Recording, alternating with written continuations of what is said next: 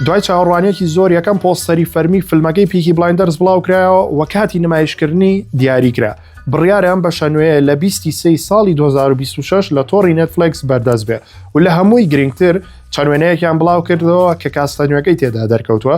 یەکێ لەوانە خانماکتەر ڕێبێکا فێرگسنە کە یەکێکە لە ئەکتەرە زۆر شازەکان و جیاواز لەوە بێری کیۆگن. فەرمو بینەری پۆستەرەکە و وێنەکان بن و تا کۆتایی لەگەڵما بن. ئەمەی بینن یەکەم پۆستەری فەرمی فیلمی پیکی بلایندرز The Mortal Man.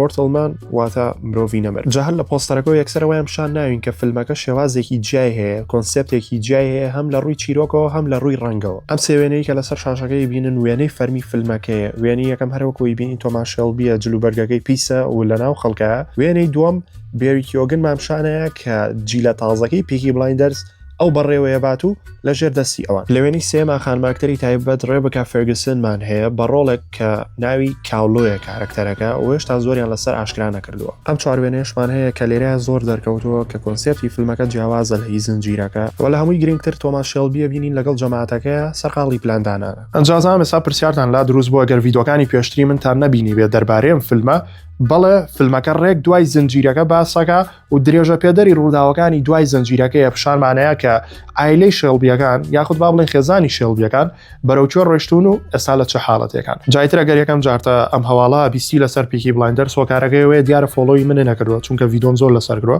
بۆیە فۆلۆم کە بە تایبەتی لە ئینستاگرام بۆی کە هیچ کام لە هەواڵەکانی سینەما و لە دەست نەچێت. ئێوە خۆشەویستن تا ڤیدۆیکە خواتان لەگەڵ.